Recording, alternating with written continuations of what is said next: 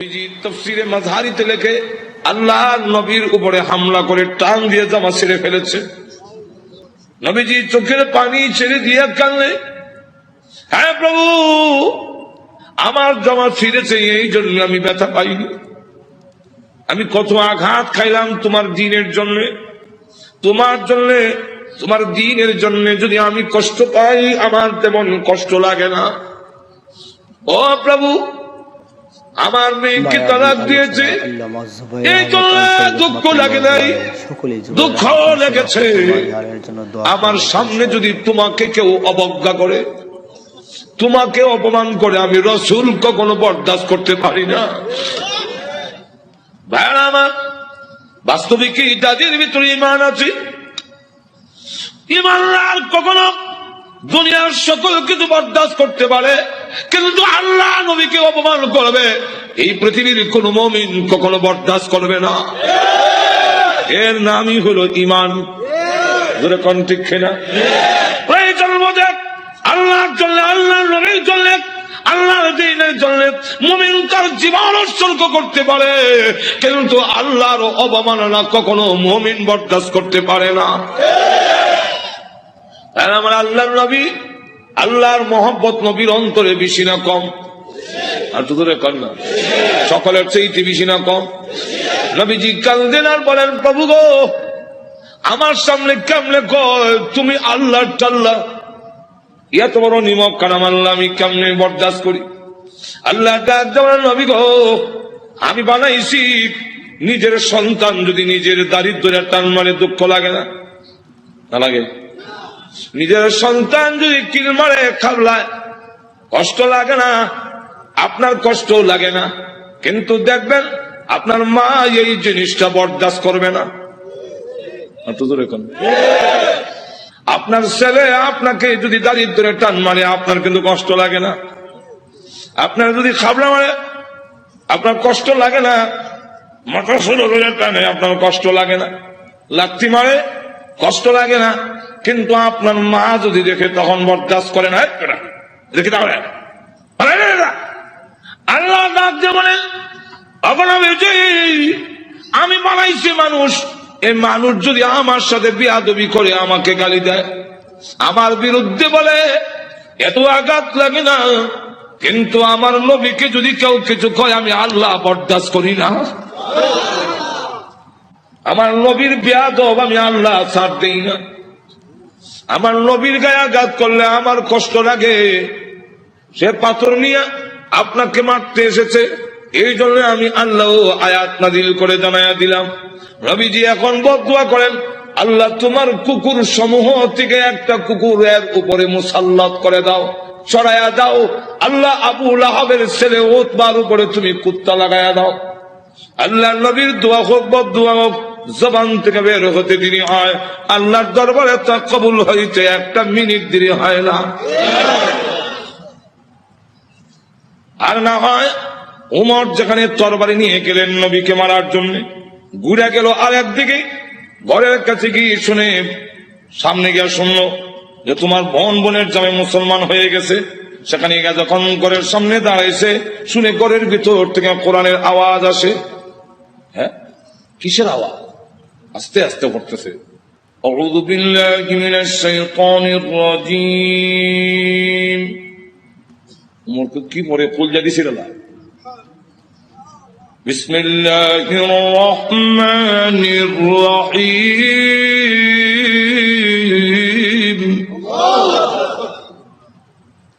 এই গরকে আওয়াজ হইল না, ফাতেমা কাহা আজরাইল আইছে,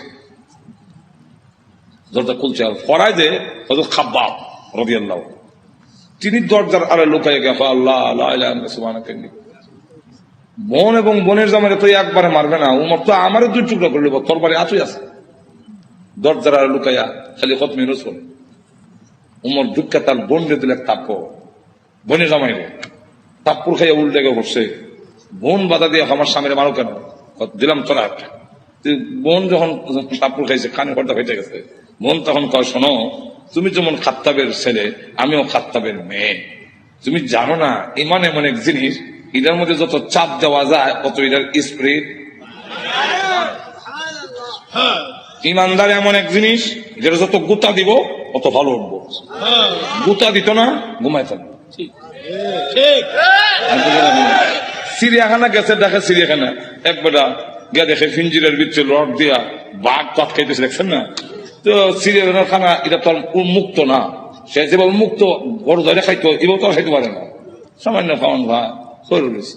তো ধর্ষণার্থী একজন দেখেন না, এক লোকটা কয় এটা শুনছি বাঘ, এটা দিয়ে ছাগল, বাঘে না মানুষ দেখলে তর্জন গর্জন করে, এটা দিয়ে কিচ্ছু করে না, তো দিছে সাথী দেখ গুতা নিবেদন করছেন খাওয়ান ঠিক ভাই হয় না প্রতিষ্ঠান তোমার এখানে গুড়া কিনে কামড়া সিটি সেন্টার গুতা দেশ করে জানাস না ভাত গুতা দিলে ভালো উঠবো, যেমন গুতা দিছে অন্য কয় হ্যাঁ হাত করে দেন খালিছে জুতা মুজা হাতে ফালাই একটা দিছে দৌড় যেরকম ঠিক কিনা ফাতেমা ডাক দেখো ভাই তুমি যে আমার চট দিছে মনে করছো আমি বন্ধ হয়ে যাবো, সুস্পষ্ট করে বলে দেই সত্য ধর্ম গ্রহণ করছি, মারতে পারো, জীবন গেল ছাড়তাম না। এখন কয় এই যে নিয়ম, মানুষ যখন দিনের উপরে ইসলামের উপর অটল অচল থাকে তখন তারা আল্লাহর সাহায্য আসে, আর যারা নির্যাতন করে হেরার দিলের মধ্যে আল্লাহ ডর ঢুকাইয়া দেয়। ওমর কয় ইয়া তো মারলাম তো সামলাইতাম পারি না, কি পড়ছি রে দেখো না, তোমাকে দেওয়া যাবে না। কেন? এটা কোরআনের অংশ। ইন্নাহু লাকুরআনুন কারীম ফি কিতাবিম মাকনুন লা ইয়ামাসসুহু ইল্লাল মুতাহহারুন।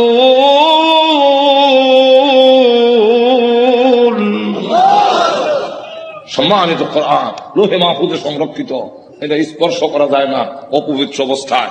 তাহলে কি করতে হবে? বলে গোসল করে আও, কাফেররা তো মুত্যা পানি লয় না, তুমি মুত্যা পরিষ্কার আও দিছে। এখন করেছে কোরআন করে তাহা মা আনজালনা আলাইকাল কুরআন লিতাশকা। করতে করতে ওই আয়াত পর্যন্ত গেছে ইন্নানি আনাল্লাহু লা ইলাহা ইল্লা আনা ফা'বুদনি।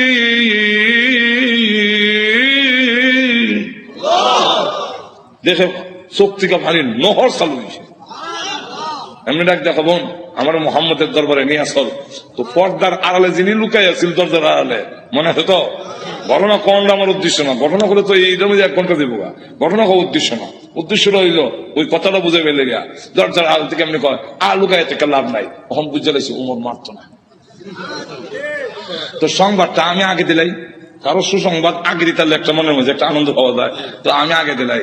এমনি দরজার বাইরে থেকে আড়াল থেকে বেরিয়ে কয় মা তাদেরকে কোরআন শরীফ আমি পড়েছি। আচ্ছা, তো আপনাকে সুসংবাদটা দেওয়ার জন্য বেরিয়েছে, লুকাই আসলাম। কি সুসংবাদ? দারুল আরকাম গোপন ঘাঁটি, যেখানে দিন প্রচার করা হয় লুকাই লুকাই এখান থেকে, যার নাম ছিল দারুল আরকাম। এই দারুল আরকামে গত রাত্রে আমি বিশ্ব নবীকে দোয়া করতে শুনছি। আল্লাহ রসুল বলছেন আল্লাহুম্মা আইজ্জিল ইসলামা বি আহাদিল উমরাইন। আল্লাহ 2টা উমর থেকে একটা উমর ইসলামের ভিতরে এনে ইসলামের শক্তিশালী করে দাও। একটা হলো উমর ইবনুল খাত্তাব, আর একটা হলো উমর ইবনে হিশাম, যার টাইটেল হলো আবু জেহেল। আগে আসলে আবুল হাকাম, এর নাম উমর, আর আমিরুল মুমিনিন উনার নামও উমর। আল্লাহ রসুল বলেন এই 2টা উমর থেকে একটা উমর আমারে দাও। আল্লাহ রাব্বুল আলামিন মনে হয় গত রাত্রের রসুলের দোয়াটা তোমার বেলায় কবুল হয়ে গেছে। কথাটা বুঝলেন তো? রসুল দোয়া করতে দেরি হয়, বোধ দোয়া হোক এরকম। তো এই অবস্থায় দোয়া যখন বোধ দোয়া হোক আর দোয়া হোক কবুল হয়ে যায়, রসুল যখন কইয়া দিলেন কুকুর সমূহ থেকে একটা কুকুর ছড়াইয়া দাও, এখন দেখেন কি হয়। আবুল আহাবের ছেলে উতবা, সে সিরিয়ার থেকে ব্যবসায়ী কাফেলা নিয়ে আসতেছে, রাস্তার এক জায়গার মধ্যে বিশ্রামের জন্য তাদের গমের বস্তা খেজুরের বস্তা তুইছে। এমনি দেখে পাহাড়ের টিলার মধ্যে একটা ভাগ বৈশা খালি মাথা ঘুরাইয়া আবুল আহাবের ছেলে উতবারে ভালো করে দেখে, যেমন বোঝা যায় গোয়েন্দা অফিসার আসামি দেখতেছে। এমনি সে ডাক দিয়া কয় ও আমার সাথীরা, বাঘ যেভাবে আমার দিকে চায় এতে বোঝা যায় মুহাম্মদের বদদুয়া কবুল হয়ে গেছে। তো রসুল তো বলছিলেন কুকুর, এখন তো বাঘ, উল্টা দি না, উল্টা না, রসুল কুকুর দিয়া বাঘই বুঝাইছেন, এরাও বুঝছে। এর কারণ রসুল বাঘ কইয়া কুকুর কইয়া কুত্তা বুঝাইলেন কেমনে? কুকুর মানে বাঘ, বাঘ মানে কুকুর, দুইটার একটা মিল আছে। কি মিল? চতুষ্পদ জানোয়ারের মধ্যে কুত্তা হাও আলগি দিয়া হিসাব করে, আর বাঘও হাও আলগি দিয়া হিসাব করে। তাহলে মুতায় মুতায় দুইটার একটা মিল আছে। হাইওয়াতুল হাইওয়ান নামক কিতাবের মধ্যে এই ইয়েটা দিচ্ছেন, কথা বুঝলেন? এখন আসুন, তাহলে দেখা গেল এই অবস্থায় বাঘ না, সকলে আপনি আমাদের ছেলে, সর্দারের ছেলে, আপনার সিকিউরিটির ব্যবস্থা আমরা করবো। আপনি ভয় পাচ্ছেন কেন? সিকিউরিটি তারা করবো। সিকিউরিটি কত সিকিউরিটি বন্ধ করলে খারাপ হিসেবে লোক নাই, মানুষ নাই। এরকম বহুত ঘটনা আসলে দেখুন না, গজব আসবার হইলে ফিরাইতে পারে না। এমন দেখা গেল সিকিউরিটি দিব, তখন তারা সব গমের বস্তা, বুঝলেননি, আর খেজুরের বস্তা একত্রিত করে একটা উষা পাহাড়ের টিলার মতো মানে সেখানে জায়গা করে দিয়ে বলেন আপনি সেখানে ঘুমান, আমরা নিচে ঘুমাবো। বাঘের নিয়ম হইল আগে যারে পায় তারে খায়, তা আমাদেরকে খেয়ে না মেরে খাবে, এরা তো না। ঘুমান, মানুষ সব ঘুমাইছে, এও নাক ডাকা। যখন নাক ডাকা আরম্ভ হয়েছে, বাঘে কয় আমার যাওয়ার টাইম হয়েছে। আল্লাহ যাইবার আগে গন্ধটা তোর নাক ফিট করে দেয়, এই গন্ধে যারে পাবি তারে ধরবি, উল্টা পাল্টা ধরিস না। বাঘ গিয়ে যতটুকু ঘুমাইছে সবচেয়ে চেক করে, কারণ প্রত্যেকের শরীরে আলাদা একটা ছোট সময়। বাইসাব যখন কোথায় গেঞ্জি রানবে, আমার গেঞ্জি রানিচ্ছেন, তখন কোন গেঞ্জি আব্বার কোনটা বাইসাব বুঝতাম কেমনি, আর নিলে থাপ্পড় খাম, উল্টা পাল্টা নিলে তো নাক লাগাইতাম, নাক লাগাই বুঝতাম এটা আব্বার গেঞ্জি, এটা বাইসাব গেঞ্জি। গন্ধের শরীরে একটা গন্ধ আছে না, তো বাঘে গিয়ে সবচেয়ে চেক করে গন্ধ তো মিলে না, আমার আসামি কো মাথা ঘুরাই দেখে বস্তার উপরে একটা ঘুমায় নাক ডাকাইতেছে।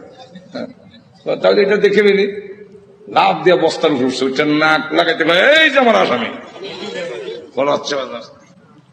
নিচে নিয়া মাথা এখানে, পা এখানে, হাত এখানে, নারী বুড়ি এখানে, আলাদা আলাদা করিয়া মাছের ধাগার মতো সরাইয়া বাঘ আবার গিয়া চিলাত বৈশা অলক্ষীন দৃষ্টিতে তাকে রয়েছে। এরা ঘুম থেকে উঠতে যখন চিৎকার দিবে, আমি আনন্দ করব, আল্লাহ এবং নবীর দুশ্মনরে আমি খতম করেছি। সিকিউরিটি দিল, সিকিউরিটি আমাদের শেষ করে ফেলেছে, আমি করছি। আল্লাহ তখন আয়াত নাযিল করলেন, এই হলো শানে নজরুল, আয়াত নাযিল করে বলেন কুতিলাল ইনসানু মা আকফারহু,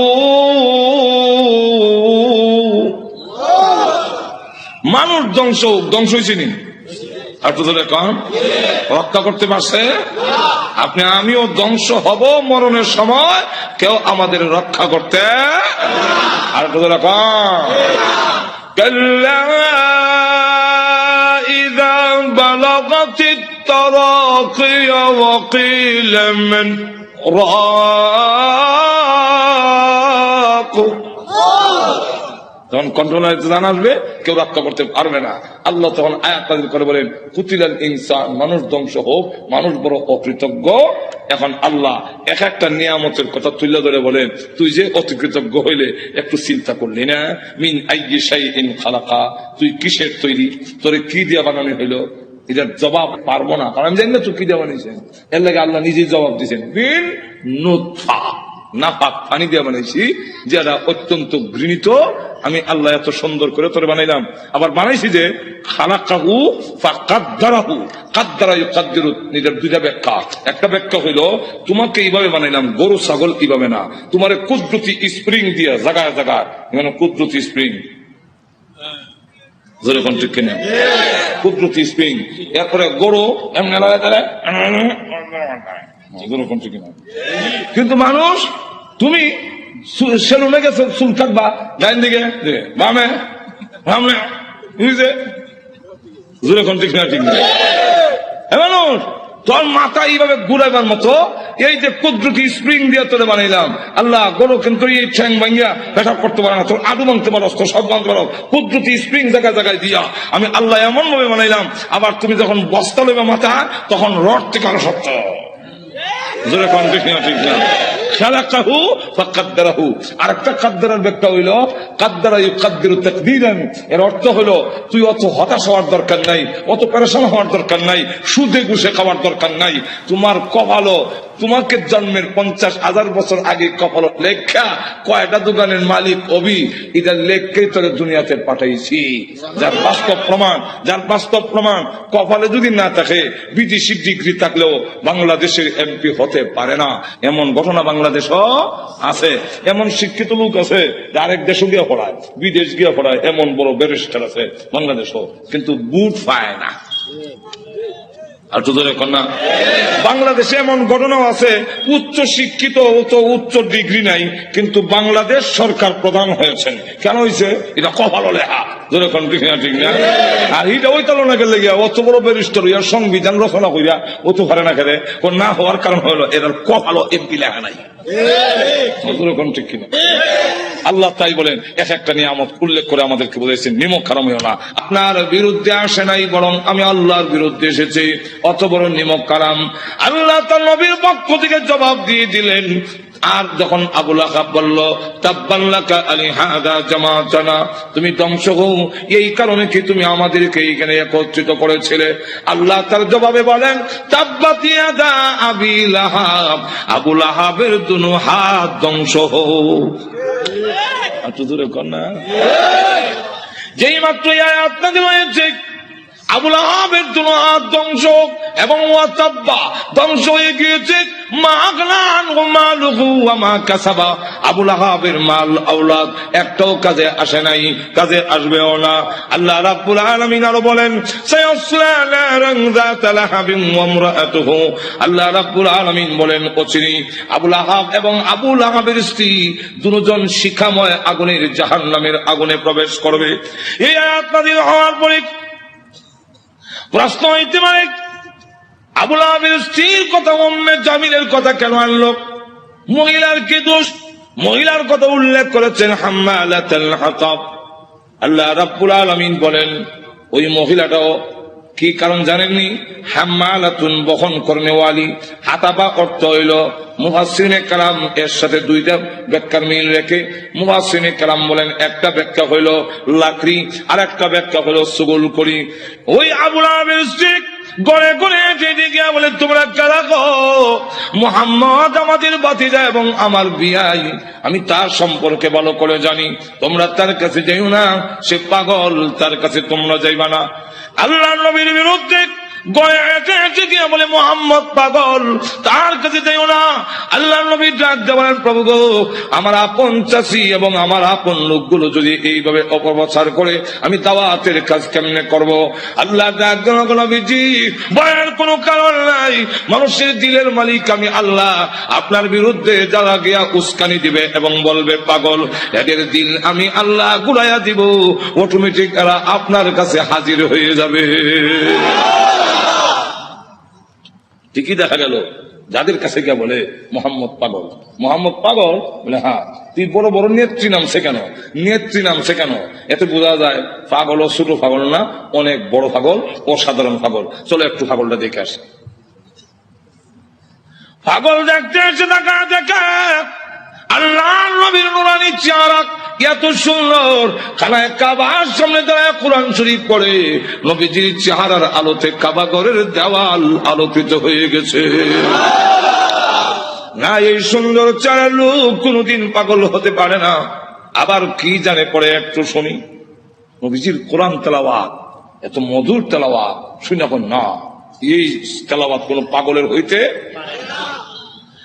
والشمس وضحاها والقمر إذا تلاها والنهار إذا جلاها والليل إذا يغشاها। পিছন থেকে তারা কয় এই লোক কোনদিন পাগল হতে পারে না, তিনি আল্লাহর পয়গম্বর, কালিমা পড়ে মুসলমান হয়ে গেছে। তো উম্মে জামিল সে বদনাম করে আল্লাহর নবীর বিরুদ্ধে এবং লাকড়ি এনে প্রতিবন্ধকতা সৃষ্টি করে যখন বাধা দেয়, এই অবস্থায় আল্লাহ রাব্বুল আলামিন বলেন আবুল আহাবের স্ত্রীও জাহান্নামের ভিতরে প্রবেশ করবে। যেই মাত্র এই আয়াত নাযিল হয়েছে তখন আবুল আহাবের স্ত্রীও হাতের মধ্যে পাথর নিয়ে কোমর ও কাপড় বেঁধে রসুলের উপরে হামলা করার জন্য খানায় কাবার দিকে যখন ধাবিত হচ্ছে, আবু বকর সিদ্দিক বলেন ইয়া রাসূলুল্লাহ, ওই দেখেন আপনার চাচিও বিয়াইও উম্মে জামিল হাতের মধ্যে পাথর কোমরের মধ্যে কাপড় বান্ধা, এতে বোঝা যায় মহিলা হামলা করবে। একজন মহিলা যদি হামলা করে ইজ্জত আর তাহে কই অগণবীজি। আবার উনি আপনার মুরব্বী, ওনার ধাক্কা দেওয়া তো যাবে না। আর মহিলা তো এমন এক জিনিস, এমন বিপজ্জনক, ধাক্কা যদি দেন ফিরে বেলে গা বিপদটা তো আপনার উপর। আমার এমন লক্ষ্য করে দেখেন উম্মে জামিল সে পাথর লেগে গেছে রসুলকে মারবে, কেমন হাওয়া। আবু বকর সিদ্দিক বলেন অসুবিধা হইতেছে না তো? আরো অসুবিধা হইতেছে, শেষ করে দিন। আমার লক্ষ্য করে দেখুন, পাথর নিয়ে আল্লাহ নবীকে মারার জন্য যখন গিয়েছে আবু বকর সিদ্দিক রাদিয়াল্লাহু আনহু বলেন নবী গো, আপনার চাচি এবং বিয়াই পাথর নিয়ে আসতেছে, এমন কি করি? নবীজি ডাক দিয়ে আবু বকর, চিন্তার কোনো কারণ নাই, আমি মহান আল্লাহ কোরআন পড়ব, মহান আল্লাহ আমার হেফাজত করবেন। এই বলে রসুল আরম্ভ করে দিয়েছেন ইয়াসিন ওয়াল কুরআনিল হাকীম। উম্মে জামিল কাছে গিয়া কয়, এ আবু বকর, একা একা বসে রইছ, তোমার সাথী মোহাম্মদ কই আজকে? আবু বকর সিদ্দিক রাদিয়াল্লাহু আনহু বলেন আমি দেখি আমার পাশে বইয়া কোরআন শরীফ পড়তেছে, নবী দেখতেছি আর কানে শুনতেছি। মহিলা জিগায় মোহাম্মদ কৌ, তা তো বোঝা যায় দেখে না, দেখে না তখন আমি কইলাম কি? উম্মে জামিল হুমকি দেয়, তার ভাগ্য ভালো, তার কপাল ভালো, পাইলাম না, লুকাইয়ে গেছে, লুকাইয়ে গেছে, পাইলাম না, হ্যাঁ ভাগ্য ভালা।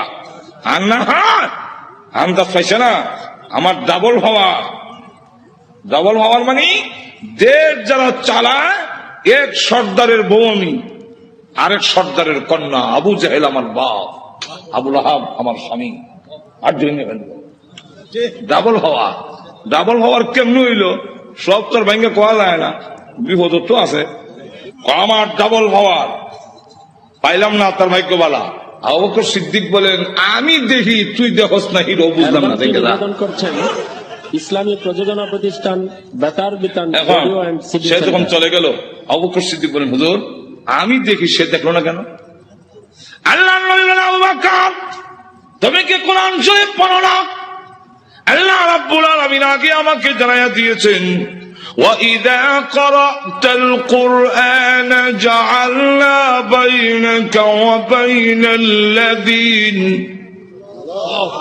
الَّذِينَ يُؤْمِنُونَ بِالْآخِرَةِ حِجَابًا مَسْتُورًا।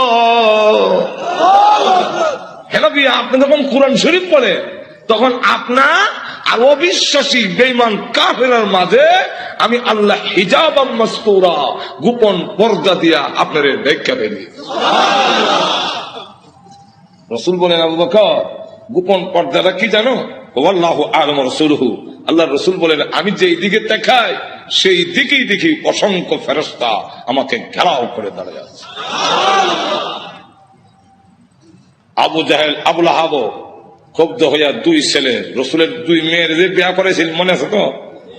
রসুলের কোন? একটার নাম উতবা, আরটার নাম উতাইবা।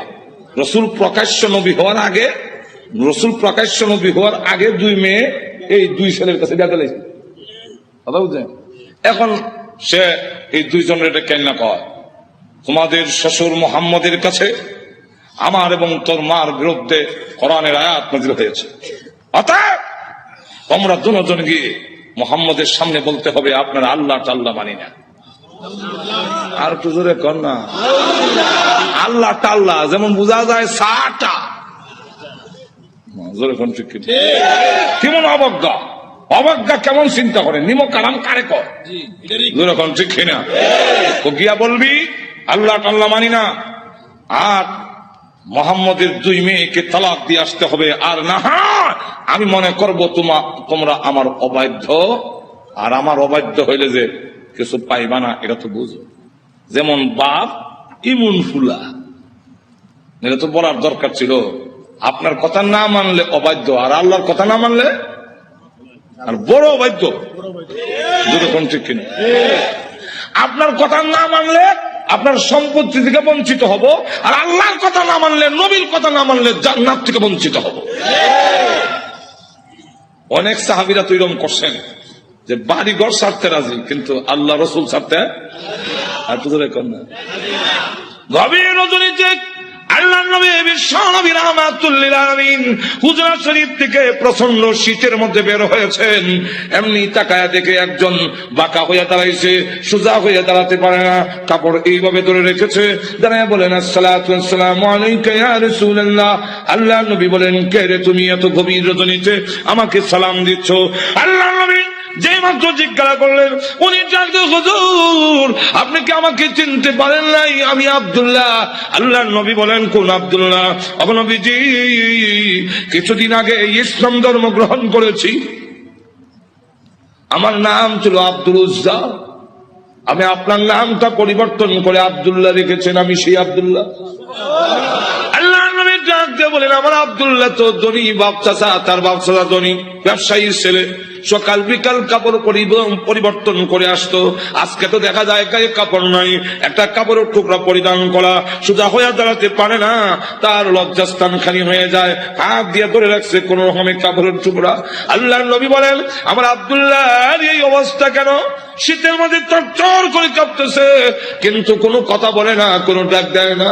নবী গো, অপেক্ষায় বসে আছি, কোন সময় আপনি বের হবেন। আপনার নুরানি চারা যদি এক নজর দেখতে পারি, তাহলে আমার অন্তরে আর কোনো দুঃখ থাকবে না। আল্লাহ নবী বলেন, কি হলো তোমার এই অবস্থা কেন? আব্দুল্লাহ, হুজুর আপনার দরবারে কেন আসে যাওয়া করি? আমার চাচা আমাকে বলেছেন বাড়ি ছেড়ে দিতে হবে, আর না হয় মোহাম্মদের দরবার ছেড়ে দিতে হবে। নবী গো, আমি ঘোষণা দিয়েছি, প্রয়োজন বোধে আপনার বাড়ি কেন তাম পৃথিবী ছেড়ে দিতে পারি, কিন্তু একটি মুহূর্তের জন্য বিশ্ব নবীর দরবার আমি ছাড়তে পারবো না। আপনারা যে আমাকে বাড়ির থেকে বের করে দিয়েছে, বের হওয়ার সময় বললো কাপড় চোপড় গুলো দিয়ে যাও, এগুলো তো আমাদের উদ্দেশ্য হইল আমি উলঙ্গ হয়ে গেলে এটা যাব না, লজ্জায় তখন ঘরে বসে থাকবো, আপনার দরবারে আসবো না। আমি তখন আমার চাচাকে জানাই দিলাম, ওগো চাচা, কাপড় হারাতে পারি, ইজ্জত সম্মান হারাতে পারি, আমি সর্বহারা হতে পারি, কিন্তু আল্লাহর কসম ঈমান হারা এক মুহূর্তের জন্য হতে পারবো না। হ্যাঁ দাদা, আজকে যদি শরমের আর ইজ্জতের বয়ে কাপড়ের জন্য আমি ঈমান হারা হয়ে যাই, মৃত্যুর পরে কবর থেকে উলঙ্গ হয়ে আল্লাহর দরবারে উঠব, উলঙ্গ অবস্থায় জাহান্নামের মধ্যে দেওয়া হবে। আল্লাহর নবী আমার কাপড় চোপড় গুলো রেখে দিয়েছে, আমি আমার মার সামনে দাঁড়ায় বললাম, মা গো, আমার মা একটা কাপড় দেন না, আমি আমার লজ্জাস্থান রেখে বিশ্ব নবীর দরবারে যাব।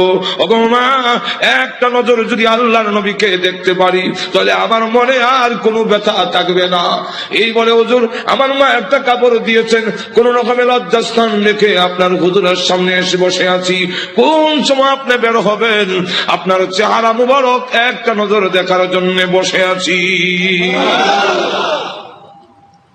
নবীজি তার করুণ কাহিনী শুনে বিশ্ব নবী পর্যন্ত চোখের পানি রাখতে পারলেন। আল্লাহ নবী ডাক দিলেন, আব্দুল্লাহ আমার ঘরে আয়, হুজুরের শরীফে আয়, এই নে আমার ব্যবহারের 2 খান কাপড় তোরে দান করলাম। নবীজির 2 খানা কাপড়, ব্যবহারের কাপড়ের দাম আছে না নাই? এরপর থেকে আব্দুল্লাহ যুলবাকাতাইন হয়ে গেল, খালি আব্দুল্লাহ না, এমন টাইটেল লাগছে।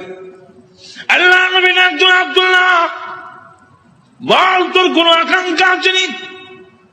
আব্দুল্লাহ হুজুর দুনিয়ার কোন আকাঙ্ক্ষা নাই, আপনার কাছে আমার একটা দরখাস্ত। নবীজি আপনি বলেছেন শাহাদাতের মরণ হইলে মরণের কষ্ট হয় না। আপনি বলেছেন শাহাদাতের মরণ হইলে কবর গেলে মুনকার নাকির আসে না। আপনি বলেছেন শহীদ হয়ে মরলে কিয়ামতের মাঠে কোনো হিসাব কিতাব হবে না, বিনা হিসাবে জান্নাতে যাবে। তাই আমার দরখাস্ত, ওগো নবীজি, আপনি আল্লাহর কাছে বলুন আমার শাহাদাতের কামনা যেন মহান আল্লাহ কবুল করে নেন। নবীজি দোয়া করে দিলেন, দোয়া রাসূলের দোয়া, হাত উঠাইতে দিরি একটু ধরে কবুল হইতে আল্লাহ নবী বিশ্ব নবী রাহমাতুল লিল আলামিন দোয়া করে দিলেন। এখন আব্দুল্লাহর জন্য দোয়া কেমন কবুল হয়ে গেছে। তবুকের যুদ্ধে গেলেন, কিন্তু তবুকের যুদ্ধটা হলো না, ফিরে আসবেন। আব্দুল্লাহ রাস্তার মধ্যে অসুস্থ হয়ে গেলেন, সেখানে তিনি ইন্তেকাল করলেন। আল্লাহ নবী ঘোষণা দিয়েছেন, আল্লাহর রাস্তায় যখন মানুষ বের হয়ে যায়, রাস্তায় মারা গেল শাহাদাতের সওয়াব তাকে দেওয়া হয়। আমার আব্দুল্লাহকে গোসল দাও, কাফন পরাও, আমি নিজে জানাজার নামাজ পড়াবো। নবীজি নিজে জানাজার নামাজ পড়াইয়া লাশ যখন কবরের দিকে নিয়ে যায়, নবীজি পিছনে পিছনে যায়, কবরের পার গেলে পড়ে ডাক দিয়ে বলেন, সাহাবীরা রে, কেউ কবরে নামবে না, আমি তার কবরে নামবো। নবীজি আব্দুল্লাহ রাদিয়াল্লাহু আনহুর কবরে নামে দুই কাঁধ হাত উপর দিকে বাড়ায় দিয়ে বলেন, রে আব্দুল্লাহ, সাহাবীরা দে লাশটা আমার হাতে দে। একটু জোরে কর না, যে আমার আব্দুল্লাহর লাশ আমার কোলে ছেড়ে দে। নবীজির কোলে ছেড়ে দিলে নবীজি এইভাবে লাশটা উপর দিকে উঠাইয়া আকাশের দিকে তাকায় বলে, আল্লাহ, আমি আব্দুল্লাহর প্রতি খুশি, তুমিও খুশি হয়ে যাও। আল্লাহ, এখন আব্দুল্লাহর লাশটাকে আমার কোল থেকে তোমার রহমতের কোলে আমি স্থানান্তর করতে চাই। এই কথা শুনে সাহাবীরা গইরে কবর পার কান্না শুরু করেছেন। বিশেষ করে সাদ ইবনে আবি ওয়াক্কাস রাদিয়াল্লাহু আনহু ডাক দিয়ে বলে, মাটিতে গইরে কান্না আর বলে, আব্দুল্লাহ রে, এই লাশটা তোর না হইয়া আমার যদি হতো রে, আমার ভাগ্য কত ভালো ছিল রে আব্দুল্লাহ, এই লাশ তোর না হইয়া আমার যদি হতো, যেখানে আল্লাহর নবী বলতেছেন, আল্লাহ আমি খুশি, মেহেরবানি করে তুমিও আমার আব্দুল্লাহর প্রতি খুশি হয়ে যাও। আমার লক্ষ্য করে দেখুন, এইভাবে অনেক ঘটনা সারা রাত বললেও তো শেষ হবে না। এইভাবে বাড়ি ঘর ছেড়ে দিয়েছেন আল্লাহর দ্বীনের জন্য, ইসলামের জন্য, আল্লাহ নবীর জন্য। কিন্তু আবু লাহাবের ছেলে যেমন বাবা তেমন ছেলে উতবা আল্লাহ নবীর সামনে গিয়ে বলে, ওগো মুহাম্মদ, আপনার আল্লাহ টাল্লাহ এগুলো আমরা মানি না। আর তো জোরে কর না। আর নবীজির সামনে দাঁড়ায় বলে, আপনার দুই মেয়েকে তালাক দিলাম। নবীজির তাফসীরে মাযহারিতে লেখে, আল্লাহ নবীর উপরে হামলা করে টান দিয়ে জামা ছিঁড়ে ফেলেছে। নবীজি চোখের পানি ছেড়ে দিয়ে কাঁদলেন, হ্যাঁ প্রভু, আমার জামা ছিঁড়েছে, এই জন্য আমি ব্যথা পাইনি। আমি কত আঘাত খাইলাম তোমার দ্বীনের জন্য, তোমার জন্য, তোমার দ্বীনের জন্য যদি আমি কষ্ট পাই, আমার তেমন কষ্ট লাগে না। ও প্রভু, আমার মেয়েকে তালাক দিয়েছে, এই জন্য দুঃখ লাগে নাই, দুঃখ লেগেছে। আমার সামনে যদি তোমাকে কেউ অবজ্ঞা করে, তোমাকে অপমান করে, আমি রাসূল কখনো বরদাস্ত করতে পারি না। ভাই আমার, বাস্তবিক যাদের ভিতরে ঈমান আছে, ঈমানদার কখনো দুনিয়ার সকল কিছু বরদাস্ত করতে পারে, কিন্তু আল্লাহ নবীকে অপমান করবে, এই পৃথিবীর কোন মুমিন কখনো বরদাস্ত করবে না। এর নামই হলো ঈমান। জোরে কোন ঠিক কিনা? প্রয়োজন বোধে আল্লাহর জন্য, আল্লাহর নবীর জন্য, আল্লাহর দ্বীনের জন্য মুমিন তার জীবন উৎসর্গ করতে পারে, কিন্তু আল্লাহর অবমাননা কখনো মুমিন বরদাস্ত করতে পারে না। আমার আল্লাহর নবী, আল্লাহর মহব্বত নবীর অন্তরে বেশি না কম? একটু দূরে কর না, সকলের চেয়ে বেশি না কম? নবীজি কাঁদলেন আর বলেন, প্রভু গো, আমার সামনে কেমনে কয় তুমি আল্লাহর টাল্লা, এত বড় নিমক কারাম আল্লাহ আমি কেমনে বরদাস্ত করি? আল্লাহ ডাক দেওয়ার নবী গো, আমি বানাইছি নিজের সন্তান যদি নিজের দারিদ্র্যের টান মারে দুঃখ লাগে না? না লাগে? নিজের সন্তান যদি কিল মারে খাবলায় কষ্ট লাগে না? আপনার কষ্ট লাগে না, কিন্তু দেখবেন আপনার মা এই জিনিসটা বরদাস্ত করবে না। আপনার ছেলে আপনাকে যদি দারিদ্র্যের টান মারে আপনার কিন্তু কষ্ট লাগে না? আপনার যদি খাবলা মারে আপনার কষ্ট লাগে না? মাথা সুরগুলো টানে আপনার কষ্ট লাগে না? লাত্তি মারে কষ্ট লাগে না, কিন্তু আপনার মা যদি দেখে তখন বরদাস্ত করে না। দেখি তাহলে আল্লাহ ডাক যে বলেন, আমি বানাইছি মানুষ, এই মানুষ যদি আমার সাথে বেয়াদবি করে, আমাকে গালি দেয়, আমার বিরুদ্ধে বলে, এত আঘাত লাগে না, কিন্তু আমার নবীকে যদি কেউ কিছু কয় আমি আল্লাহ বরদাস্ত করি না। আমার নবীর বেয়াদব আমি আল্লাহ ছাড় দেই না। আমার নবীর গায়ে আঘাত করলে আমার কষ্ট লাগে। সে পাথর নিয়ে আপনাকে মারতে এসেছে, এই জন্য আমি আল্লাহ আয়াত নাযিল করে জানায়া দিলাম। নবীজি এখন বদদুয়া করেন, আল্লাহ তোমার কুকুর সমূহ থেকে একটা কুকুরের উপরে মুসাল্লাত করে দাও, ছড়াইয়া দাও। আল্লাহ আবু লাহাবের ছেলে উতবার উপরে তুমি কুত্তা লাগাইয়া দাও। আল্লাহ নবীর দোয়া হোক বদদুয়া হোক, জবান থেকে বের হতে দেরি হয়, আল্লাহর দরবারে তা কবুল হইতে একটা মিনিট দেরি হয় না।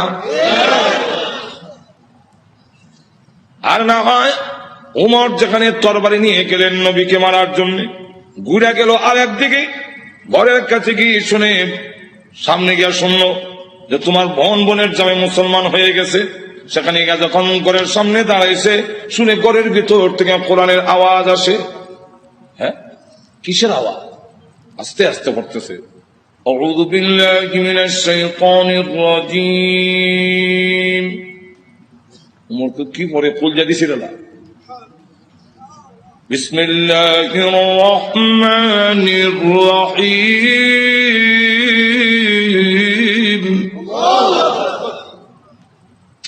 এই করকে আওয়াজ হইল না, ফাতেমা কাহা আজরাইল আইছে, দরজা খুলছে, আর ফরায় দে হযরত খাব্বাব রাদিয়াল্লাহু, তিনি দরজার আড়ে লুকায়ে গেছে, আল্লাহ লা ইলাহা ইল্লাল্লাহ সুবহানাকা ইন্নী। বোন এবং বোনের জামাইরে তো একবারে মারবে না, উমর তো আমারও দুই টুকরা করলো, তরবারি আতুই আছে, দরজার আড়ে লুকাইয়া খালি খতমে নুস করে। উমর ঝুঁকা তার বোনরে দিল এক থাপ্পড়, বোনের জামাইরে থাপ্পড় খাইয়া উল্টে গিয়ে বসছে। বোন বাধা দিয়ে আমার সামনে মারো কেন? দিলাম তোরা একটা।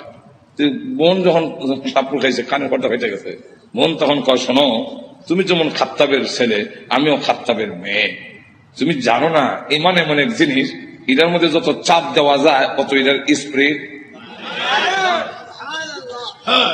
ইমানদার এমন এক জিনিস, যেটা যত গুতা দিব তত ভালো উঠবো, গুতা দিত না ঘুমায় থাকবো। চিড়িয়াখানা গেছে, দেখে চিড়িয়াখানা এক বেটা গিয়ে দেখে ফিঞ্জিরের ভিতরে রড দিয়া বাঘ পাট খাইতেছে, দেখছেন না? তো চিড়িয়াখানা খানা এটা তো উন্মুক্ত না, সে যে উন্মুক্ত বড় ধরে খাইতো, এবার তো খাইতে পারে না, সামান্য খাওয়ান ভাই করে রয়েছে। তো ধর্ষণার্থী একজন দেখেন না, এক লোকটা কয়, এটা শুনছি বাঘ, এটা দিয়ে ছাগল, বাঘে না মানুষ দেখলে তর্জন গর্জন করে, এটা দিয়ে কিচ্ছু করে না, যদি সে সাথী দেন গুতা নিবেদন করছেন খাওয়ান ঠিক ভাই হয় না করে রয়েছে না। তোমার এখানে গুড়া কিমরে কামড়া সিটি সেন্টার গুতা দেশ করে জানাস না, ভাগ গুতা দিলে ভালো উঠবো, যেমন গুতা দিছে এমন কয় হাক হাক করে দেন, খালিছে জুতা মুজা হাতে ফালাই একটা দিছে, তো এখন ঠিক কিনা ফাতেমা ডাক দেখো, ভাই তুমি যে আমার চট দিছে মনে করছো আমি বন্ধ হয়ে যাবো? সুস্পষ্ট করে বলে দেই, সত্য ধর্ম গ্রহণ করছি, মারতে পারো, জীবন গেল ছাড়তাম না। এখন কয়ে এই যে নিয়ম, মানুষ যখন দিনের উপর ইসলামের উপর অটল অচল থাকে, তখন তারা আল্লাহর সাহায্য আসে, আর যারা নির্যাতন করে হেরার দিলের মধ্যে আল্লাহ ডর ঢুকাইয়া দেয়। উমর কয়, ইয়া তো মারলাম তো সামলাইতাম পারি না, কি করছিলে দেখো না, তোমাকে দেওয়া যাবে না। কেন? এটা কোরআনের অংশ। ইন্নাহু লাকুরআনুন কারীম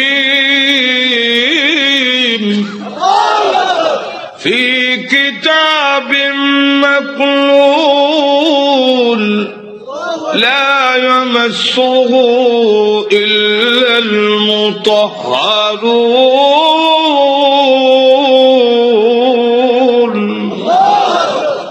সম্মানিত কোরআন লোহে মাহফুজে সংরক্ষিত, এটা স্পর্শ করা যায় না অপবিত্র অবস্থায়। তাহলে কি করতে হবে বলে গোসল করে আও, কাফেররা তো মুত্তা ফানি লয় না, তুমি মুত্তা পরিষ্কার আও দিছে। এখন করেছে কোরআন পড়ে তাহা মা আনজালনা আলাইকাল কুরআন লিতাশকা। করতে করতে ওই আয়াত পর্যন্ত গেছে ইন্নানি আনাল্লাহু লা ইলাহা ইল্লা আনা ফা'বুদনি।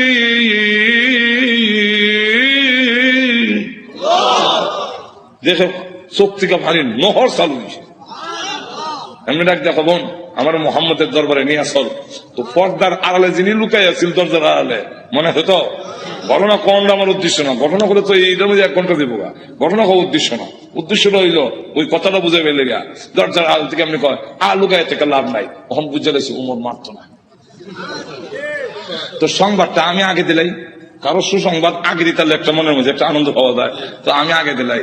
এমনি দরজার বাইরে থেকে আড়াল থেকে বাইরে কয় মা, তাদেরকে কোরআন শরীফ আমি পড়েছি। আচ্ছা, তো আপনাকে সুসংবাদটা দেওয়ার জন্য বেরিয়েছে, কেন লুকাই আসলাম? কি সুসংবাদ? দারুল আরকাম গোপন ঘাঁটি, যেখানে দিন প্রচার করা হয় লুকাই লুকাই এখান থেকে, যার নাম ছিল দারুল আরকাম। এই দারুল আরকামে গত রাত্রে আমি বিশ্ব নবীকে দোয়া করতে শুনছি। আল্লাহ রসুল বলছেন আল্লাহুম্মা আইজ্জিল ইসলামা বি আহাদিল উমরাইন। আল্লাহ 2টা উমর থেকে একটা উমর ইসলামের ভিতরে এনে ইসলামের শক্তিশালী করে দাও। একটা হলো উমর ইবনুল খাত্তাব, আর একটা হলো উমর ইবনে হিশাম, যার টাইটেল হলো আবু জেহেল। আগে আসলে আবুল হাকাম, এর নাম উমর, আর আমিরুল মুমিনিন উনার নামও উমর। আল্লাহ রাসূল বলেন এই 2টা উমর থেকে একটা উমর আমারে দাও। আল্লাহ রাব্বুল আলামিন মনে হয় গত রাত্রের রাসূলের দোয়াটা তোমার বেলায় কবুল হয়ে গেছে। কথাটা বুঝলেন? তো রসুল দোয়া করতে দেরি হয়, বদদোয়া হোক এরকম। তো এই অবস্থায় দোয়া যখন বদদোয়া হোক আর দোয়া হোক কবুল হয়ে যায়, রসুল যখন কইয়া দিলেন কুকুর সমূহ থেকে একটা কুকুর সরাইয়া দাও, এখন দেখেন কি হয়। আবু লাহাবের ছেলে উতবা, সে সিরিয়ার থেকে ব্যবসায়ী কাফেলা নিয়ে আসতেছে, রাস্তার এক জায়গার মধ্যে বিশ্রামের জন্য তাদের গমের বস্তা খেজুরের বস্তা তুইছে। এমনি দেখে পাহাড়ের টিলার মধ্যে একটা ভাগ বৈশা খালি মাথা ঘুরাইয়া আবু লাহাবের ছেলে উতবারে ভালো করে দেখে, যেমন বোঝা যায় গোয়েন্দা অফিসার আসামি দেখতেছে। এমনি সে ডাক দিয়া কয় ও আমার সাথীরা, বাঘ যেভাবে আমার দিকে চায় এতে বোঝা যায় মুহাম্মদের বদদুয়া কবুল হয়ে গেছে। তো রসুল তো বলছিলেন কুকুর, এখন তো বাঘ, উল্টা দি না, উল্টা না, রসুল কুকুর দিয়া বাঘই বুঝাইছেন, এরাও বুঝছে। এর কারণ রসুল বাঘ কইয়া কুকুর কইয়া কুত্তা বুঝাইলেন কেমনে? কুকুর মানে বাঘ, বাঘ মানে কুকুর, 2টার একটা মিল আছে। কি মিল? চতুষ্পদ জানোয়ারের মধ্যে কুত্তা হাও আলগি দিয়া পেশাব করে, আর বাঘও হাও আলগি দিয়া পেশাব করে। তাহলে মুতায় মুতায় 2টার একটা মিল আছে। হাইওয়াতুল হাইওয়ান নামক কিতাবের মধ্যে এই ইয়েটা দিচ্ছেন, কথা বুঝলেন? এখন আসুন, তাহলে দেখা গেল এই অবস্থায় সকলে আপনি আমাদের ছেলে, সর্দারের ছেলে, আপনার সিকিউরিটির ব্যবস্থা আমরা করবো। আপনি ভয় পাচ্ছেন কেন? সিকিউরিটি তারা করবো। সিকিউরিটি কত সিকিউরিটি বন্ধ করে খারাপ হিসেবে লোক নাই, মানুষ নাই, গেল এরকম বহুত ঘটনা আসো তো এখন না। গজব আসবার হইলে হিরাইতে পারে না।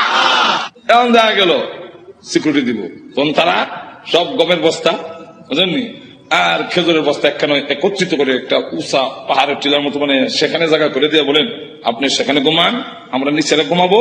বাঘের নিয়ম হইল আগে যারে পায় তারে খায়, তা আমাদেরকে খেয়ে না মেরে খাবে, এর আগে তো না ঘুমান।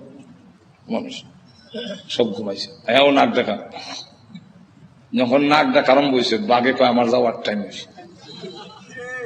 আল্লাহ যাইবার আগে গন্ধরা তোর নাক ফিট করে দেয়, এই গন্ধে যারে পাবি তারে ধরবি, উল্টা হল্লা ধরিস না। বাঘ গিয়া যতটুকু ঘুমাইছে সবচেয়ে চেক করে,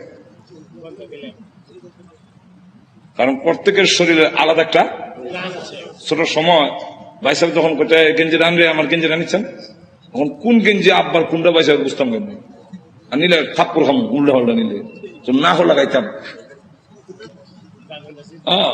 না কো লাগাই বুঝতাম এটা আব্বার গেঞ্জি এটা ভাই সাহেব গেঞ্জি গন্ধের শরীরে একটা গন্ধ না তো বাঘে গিয়ে সবচেয়ে চেক করে গন্ধ তো মিলে না আমার আসামি কো মাথা ঘুরাই দেখে বস্তার ঘুরে একটা ঘুমায় নাক ডাকাইতেছে তাহলে এটা দেখে ফেলি লাভ দিয়ে বস্তার ঘুরছে ওইটা নাক লাগাইতে এই যে আমার আসামি বলা হচ্ছে নিচে নিয়া মাথা এখানে পা এখানে হাত এখানে নারী বুড়ি এখানে আলাদা আলাদা করিয়া মাছের ভাগার মতো সরাইয়া বাঘ আবার গিয়ে ফিলাত বসিয়া পলক দৃষ্টিতে তাকে রয়েছে এরা ঘুম থেকে উঠতে যখন চিৎকার দিবে আমি আনন্দ করব আল্লাহ এবং নবীর দুশ্মন রে আমি খতম করেছি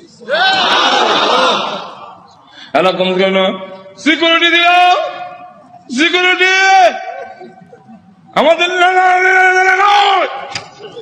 শেষ করে ফেলেছে আমি করছি আল্লাহ তখন আয়াত নাযিল করলেন এই হলো শানে নজরুল আয়াত নাযিল করে বলে কুতিলাল ইনসানু মা আকফারহু মানুষ ধ্বংস হয়েছে নি আর তো ধরে কম রক্ষা করতে পারছে আপনি আমিও ধ্বংস হব মরণের সময় কেউ আমাদের রক্ষা করতে আর তো ধরে কম كلا